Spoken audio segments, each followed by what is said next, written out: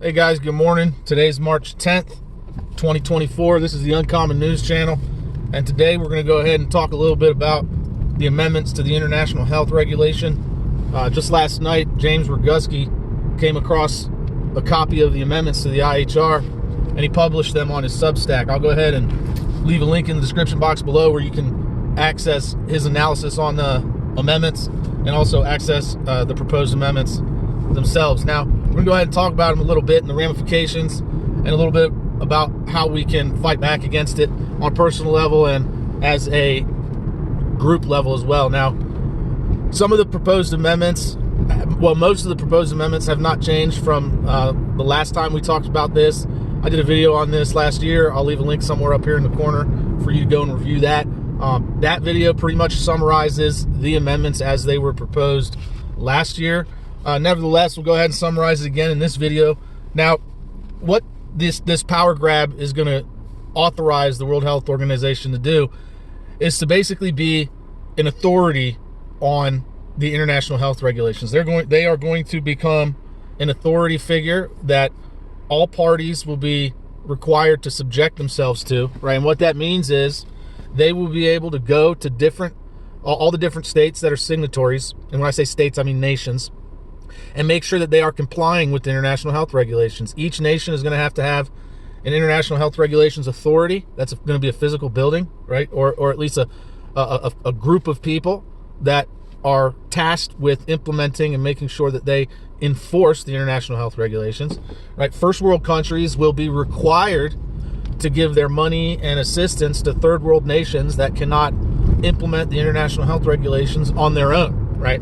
So, for instance, if, let's say, for instance, Kenya needs help implementing some draconian lockdown measures and they don't have the financial ability to purchase the equipment necessary to do so, the United States and France and Germany or whatever will have to fork over the bill for them to accomplish a quarantine of their own people or lockdown of their own people. And that's the other thing, the main thing that concerns me is that if these amendments get passed, then in May, that's when they're up for vote. If these amendments get passed in May, then the World Health Organization will be given the authority to essentially institute commercial blockades all over the world. So one of the things they're requiring nations to do is to implement a vaccine passport, essentially. It's a proof that you've been vaccinated against whatever virus or disease that they want you to be vaccinated against. And they will be the sole authority to determine whether or not the vaccine that you got is acceptable as a vaccine for whatever virus. So unless they pre-approve that vaccine to be used in your vaccine passport, you can't use it unless they've pre-authorized it to be used. So they will have a complete monopoly over the vaccine markets that are accepted on the vaccine passport, and they'll be able to prevent you from moving internationally. So this is an act of war, right? Commercial blockades and arresting movement, that is an act of war under the Geneva Conventions. And as such, the World Health Organization will be opening themselves up to immediate retaliation. Now, I'm not threatening them. I'm just pointing the fact out, right? It's a well-known, established historical fact that commercial blockades are an act of war, and no one has ever had the right to halt the freedom of movement of people as they're just going about their business unless they've committed a crime, right? This is unprecedented in human history. And so we can expect there to be an actual kinetic conflict between people that disagree, not just people, but groups, especially terrorist groups that disagree with the World Health Organization. This is one of the reasons why they want to go after Iran so much, because Iran, if you're not aware, outright rejected the amendments to the IHR. They flat out rejected them, all of them, on their face.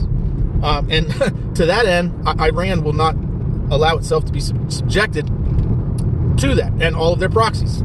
So we can expect to see Iran and their proxies either be brought down immediately or continue in a guerrilla operation against the people that want to implement these measures. That's just my geopolitical forecast. Take that for what it is. Nevertheless, get ready for it, because if it is passed, all state signatories, all nations that sign on to it, will be required to adhere to the IHR. They will make the World Health Organization an authority, a regulatory body, not a organization that makes recommendations anymore, but an organization that enforces fiat dictates. So I am saying right now that the World Health Organization does not have any legitimate authority over the United States, nor do they have any, will they ever have any legitimate authority over your body, right? Your body was granted to you by the Creator, all right? You have full authority over your body as it is, unless God himself comes back and tells you what to do. And that hasn't happened yet, right? So keep that in mind. And now let's talk about some solutions that we could come up with as a collective here in this country.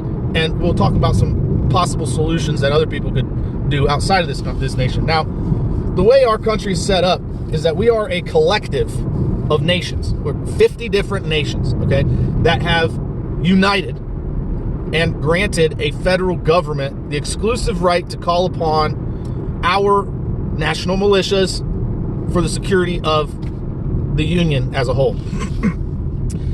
We have granted them the right to essentially make alliances with other nations and agreements and things of that nature. So the solution here, should the World Health Organization attempt to enforce their illegitimate dictates upon us, would be secession. We have every right under the 10th Amendment to secede, and each state has the right under the 10th Amendment to reject the international health regulations, right? So if each state does not secede, then at the very least, we could implement rejections in state Congress of the IHR and essentially make our states sanctuary states. The problem with that is that if each state decides to secede, then they will be isolating themselves. Why? Because under the IHR, international trade and travel is subject to inspection by people who fall under the authority of the IHR. So if your state does secede, it will be isolating itself unless neighboring states also secede. So that being said, you'll be stuck in your nation unless you decide to take the jab. And so prepare for that, right? Prepare for that. Now, one of the things that people outside of the United States could do, and I'm not an expert on their laws, their legal codes, and things like that, just speculation, but the right of self-determination is internationally recognized, okay? It's an internationally recognized right that all people groups have all over the world, okay? And that being said, you have the right to assemble a group of people and form your own nation. That is what self-determination is, right? So if you're in another country and there's no hope for you seceding or for you to use the 10th Amendment, just remember, under international law, you have the right of self-determination. And you can reject these amendments with your group, with your assembly, and start and form your own nation. Make no mistake about it, guys. It is an act of war, not just against one nation, but against the entire world, okay? They are granting themselves the ability to implement commercial blockades upon the entire world. The entire world. These are commercial / administrative blockades. There's no other way. There's no way that they can deny that. Okay, that's what it is. That is the authority that they've granted themselves. That is the fulcrum of their authority to institute blockades on people that they say have the common cold, right? Because make no mistake about it, the last 4 years of BS that we went through, it was all about the common cold. Guys, there was very little that happened with it as far as mortality is concerned. They blew it out of proportion. They had major power grabs. Draconian measures is what they took.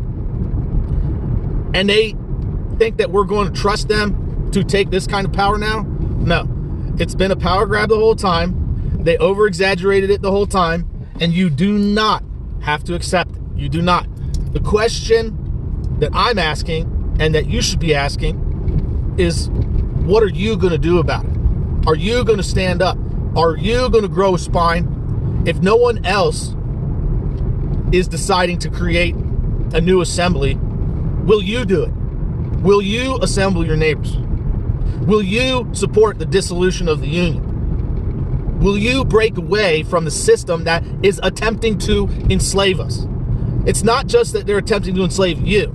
They're also attempting to enslave your neighbor. You know, the neighbor that you disagree with, do you want to see them enslaved too?